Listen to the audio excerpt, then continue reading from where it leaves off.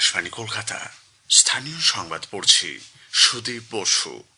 প্রথমে বিশেষ বিশেষ খবর। রাজ্য সরকার তাদের দাবিগুলিকে মান্যতা না দিলে আরো বড়সড় আন্দোলন কর্মসূচির ঘোষণা করা হবে বলে সুপ্রিম কোর্টের রায়ে চাকরিহারা যোগ্য শিক্ষকরা জানিয়েছেন। আন্দোলনকারীদের মহামিছিলকে কেন্দ্র করে শিয়ালদা, ধর্মতলা এবং সল্টলেকে উত্তেজনার মধ্যে 110 জনকে আটক করেছে পুলিশ। চাকরিহারা শিক্ষকদের আন্দোলনে পুলিশি বলপ্রয়োগের তীব্র নিন্দা করেছে বিজেপি সহ একাধিক বিরোধী দল ও শিক্ষক সংগঠন। সুপ্রিম কোর্টের নির্দেশ মতো নবম থেকে দ্বাদশ শ্রেণীর শিক্ষক নিয়োগের বিজ্ঞপ্তি প্রকাশ করেছে স্কুল সার্ভিস কমিশন। নদিয়ার কালীগঞ্জ বিধানসভা কেন্দ্রের উপনির্বাচনে কংগ্রেস প্রার্থী হচ্ছেন কবিল উদ্দিন শেখ। উত্তরবঙ্গ তথা আলিপুরদুয়ারের উন্নয়নে রাজ্য সরকার নানা কর্মসূচি ও প্রকল্প গ্রহণ করেছে বলে মুখ্যমন্ত্রী মমতা ব্যানার্জি জানিয়েছেন। রাজ্যে উত্তরের জেলাগুলিতে ভারী বৃষ্টির পূর্বাভাস আবহাওয়া দপ্তরের। বিক্ষিপ্ত বৃষ্টি হবে দক্ষিণবঙ্গে। বন্যা রোধে জলাধার ও বাঁধগুলিকে মেরামতির কাজ শুরু করেছে রাজ্য সরকার। আসছি বিস্তারিত সংবাদে। রাজ্য সরকার তাদের দাবিগুলিকে মান্যতা না দিলে আরো বড়সড় আন্দোলন কর্মসূচির ঘোষণা করা হবে বলে সুপ্রিম কোর্টের রায়ে চাকরিহারা যোগ্য শিক্ষকরা জানিয়েছেন। গতকাল কলকাতায় আন্দোলনকারীদের মহামিছিল কর্মসূচিতে পুলিশের বাধা দান এবং শিয়ালদা, ধর্মতলা ও সল্টলেকে দফায় দফায় উত্তেজনার পর এক সাংবাদিক বৈঠকে শিক্ষক প্রতিনিধিরা একথা জানিয়েছেন। সমস্ত রকম প্রোটোকল মেনে পুলিশকে জানানো হলেও বলপ্রয়োগ করা হয় বলে শিক্ষক প্রতিনিধি মেহবুব মন্ডল জানান। পুলিশ যেভাবে খুঁজে খুঁজে আন্দোলনকারীদের বের করে এনে গ্রেপ্তার করেছে তা স্বৈরাচারী মনোভাবের পরিচায়ক বলেও তিনি উল্লেখ করেছেন। আমরা আগামী পরশুদিন গোটা রাজ্য জুড়ে, রাজ্যের মেন শহর জুড়ে আমরা নাগরিক সমাজকে নিয়ে ধিক্কার দিবস মিছিল পালন করব। এটা আমাদের ঘোষিত কর্মসূচি আজকে থেকে আমরা দিলাম এটার প্রতিবাদে। এবং যে সমস্ত শিক্ষক, শিক্ষিকা, শিক্ষাকর্মীদের অবাঞ্ছিতভাবে ধরা হয়েছে সেই তাদেরকে আমরা এখান থেকে ইমিডিয়েট তাদের কোন রকম আইনি জটিলতার বাইরে গিয়ে তাদের মুক্তির দাবি করছি। যদি এটা না হয় তাহলেও আমরা সেই রকম ব্যবস্থা নেব। উল্লেখ্য, মিছিলের পর শিয়ালদা স্টেশনে জমায়েত হতে শুরু হয় পুলিশি ধরপাকড়। পরে ধর্মতলা চত্বরেও একই রকম ভাবে আন্দোলনকারীদের টেনে হেঁচে প্রিজন ভ্যানে তোলেন পুলিশ কর্মীরা। সল্টলেকে দুপুরের পর আন্দোলনরত শিক্ষকরা মিছিল বের করলে বাধা দেয় বিশাল পুলিশ বাহিনী। একাধিক শিক্ষকের শরীরে পুলিশের লাঠির আঘাত দেখা যায়। এর প্রতিবাদে আগামীকাল রাজ্য জুড়ে ধিক্কার দিবস পালন করবেন চাকরি হারানো শিক্ষকরা। এদিকে গতকালের ঘটনায় ধর্মতলা ও শিয়ালদা মিলিয়ে মোট 110 জনকে আটক করা হয়েছে বলে পুলিশ সূত্রে জানানো হয়েছে। আটক করা হয় যোগ্য শিক্ষক, শিক্ষিকা অধিকার মঞ্চের অন্যতম মুখ চিন্ময় মণ্ডলকেও। শিয়ালদা স্টেশনে শিক্ষকদের উপর পুলিশের বলপ্রয়োগের প্রতিবাদে বিজেপি গতকাল সেখানে বিক্ষোভ দেখিয়েছে। বিরোধী দলনেতা শুভেন্দু অধিকারী এবং কয়েকজন বিধায়ক সেখানে উপস্থিত ছিলেন। স্কুল সার্ভিসের মাধ্যমে নিয়োগের বিজ্ঞপ্তি সম্পূর্ণ অবৈধ বলে সাংবাদিক সম্মেলনে জানিয়েছেন শুভেন্দু অধিকারী।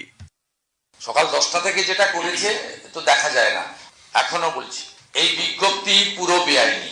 ইনি কমপ্লিটলি বেআইনি বিজ্ঞপ্তি জারি করেছেন। তার কারণ উনি চান না এটার সমাধান হোক। উনি চাইছেন যে কোনো ভাবে 26টা পার করে দিতে নির্বাচন। তাই নোয়িং ফুললি ওয়েল যে কাজ এসএসসি করার কথা সেই কাজ উনি করেছেন। চাকরিহারা শিক্ষকদের শান্তিপূর্ণ প্রতিবাদে পুলিশ পদক্ষেপে তীব্র নিন্দা করেছে কংগ্রেস। বিষয়টি নিয়ে সর্বদলীয় বৈঠক ডাকার দাবি করেছেন প্রদেশ কংগ্রেস সভাপতি শুভঙ্কর সরকার। বিধানসভাতেও আলোচনার দাবি জানিয়েছেন তিনি। যোগ্য শিক্ষক শিক্ষিকাদের প্রতিবাদ মিছিল রোধে পুলিশি তৎপরতার নিন্দা করেছে মাধ্যমিক শিক্ষক ও শিক্ষাকর্মী সমিতি STEA। শিক্ষকদের উপর পুলিশি বল প্রয়োগের অভিযোগ তুলে তীব্র নিন্দা করেছে বঙ্গীয় প্রাথমিক শিক্ষক সমিতি। শিক্ষানুরাগী ঐক্যমঞ্চের সাধারণ সম্পাদক কিঙ্কর অধিকারী বলেছেন, স্কুল সার্ভিস কমিশনের নতুন নিয়োগ পদ্ধতিতে দুর্নীতির সুযোগ রয়েছে। শিক্ষকদের ঘোষিত কর্মসূচিতে পুলিশি হস্তক্ষেপের তীব্র নিন্দা করেছে SUCI কমিউনিস্ট। রাজ্য সম্পাদক চণ্ডীদাস ভট্টাচার্য এক বিবৃতিতে বলেন, সরকার আন্দোলনের কণ্ঠ রোধ করে তাদের চাকরি রক্ষার দাবিকেও অস্বীকার করছে। সুপ্রিম কোর্টের নির্দেশ মতো নবম, দশম ও একাদশ, দ্বাদশ শ্রেণীর সহকারী শিক্ষক নিয়োগের জন্য গতকাল বিজ্ঞপ্তি প্রকাশ করেছে স্কুল সার্ভিস কমিশন। 31শে মের মধ্যে নিয়োগের বিজ্ঞপ্তি জারি করার আদেশ দিয়েছিল শীর্ষ আদালত। বিজ্ঞপ্তিতে জানানো হয়েছে 16 জুন বিকেল 5টা থেকে অনলাইনে আবেদন জানানো যাবে। আবেদন জানানোর শেষ তারিখ 14 জুলাই বিকেল 5টা পর্যন্ত। সেপ্টেম্বর মাসের প্রথম সপ্তাহে লিখিত পরীক্ষা হবে। ফল প্রকাশিত হবে অক্টোবর মাসের চতুর্থ সপ্তাহে। ইন্টারভিউয়ের সম্ভাব্য সময় নভেম্বর মাসের প্রথম থেকে তৃতীয় সপ্তাহ পর্যন্ত।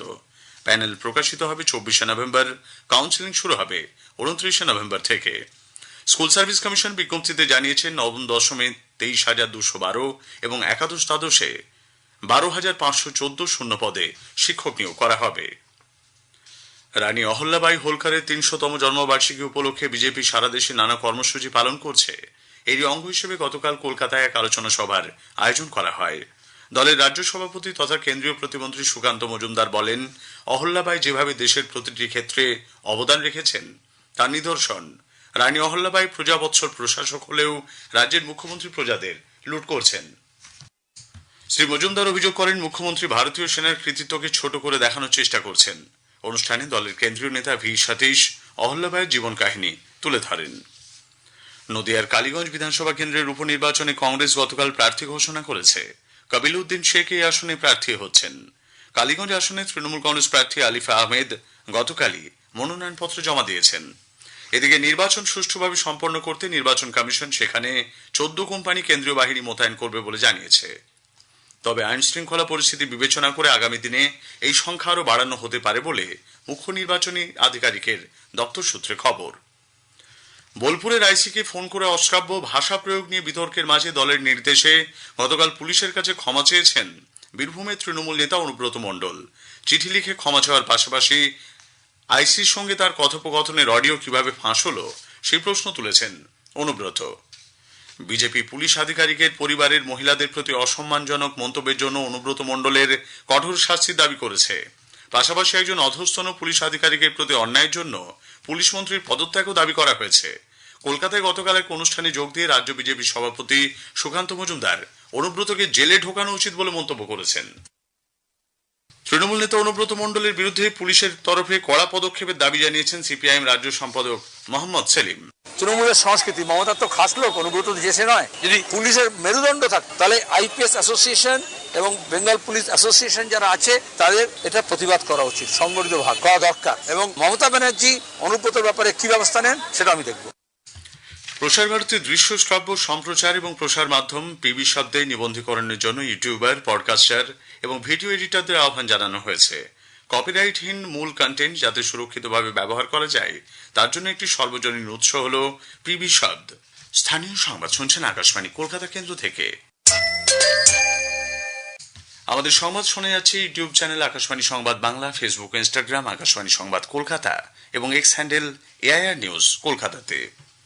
উত্তরবঙ্গ তথা আলিপুরদুয়ারের উন্নয়নে রাজ্য সরকার নানা কর্মসূচি ও প্রকল্প গ্রহণ করেছে বলে মুখ্যমন্ত্রী মমতা ব্যানার্জি জানিয়েছেন।